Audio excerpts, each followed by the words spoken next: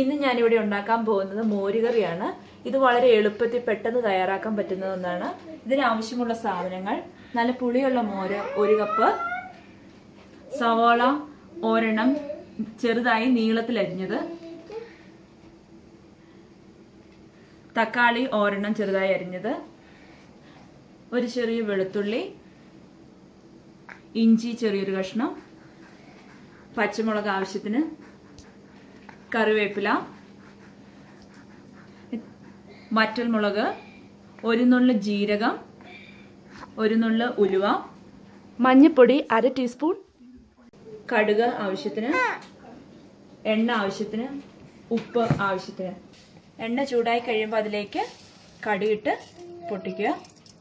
അതിലേക്ക് 1 നുള്ള് ഉലുവ ഇടുക. കഴിയുമ്പോൾ ഇതിലേക്ക് ജീരകം ഇടാം. ഇനി വറ്റൽമുളക് ഇട്ട് കൊടുക്കാം. ഇനി നമുക്ക് ഇഞ്ചിയും വെളുത്തുള്ളിയും ഇടാം. സവാള ഇടാം.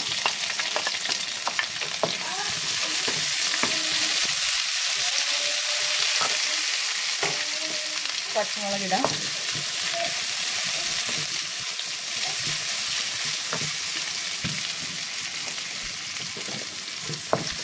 സവാള പെട്ടെന്നൊന്ന് വഴന്ന് കിട്ടുന്നതിന് നമുക്ക് ഉപ്പിട്ട് ഇളക്കാം.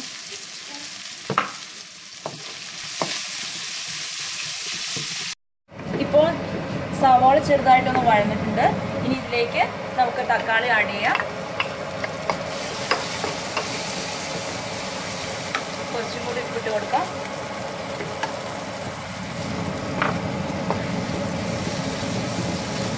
ഇനി നമുക്ക് ഈ തക്കാളി ഒന്ന് വേവിച്ചെടുക്കാം. പതുക്കെ ഒന്ന് മൂടി വെച്ച്.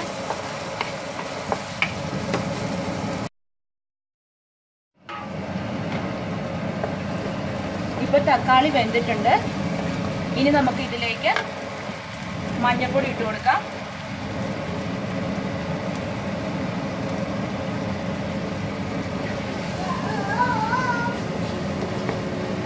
മഞ്ഞൾപ്പൊടിയുടെ പച്ചമണം ഒന്ന് മാറട്ടെ.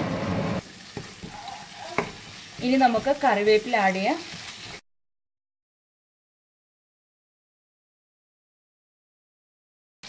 ഇതിലേക്ക് മോര് ആഡ് ചെയ്യാം.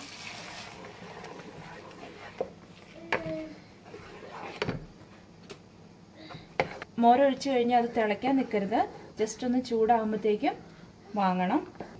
ഇനി ഉപ്പുണ്ടോ നോക്കാം. ആവശ്യത്തിന് ഉപ്പിട്ട് കൊടുക്കാം. മോര് കറി റെഡി ആയിട്ടുണ്ട്.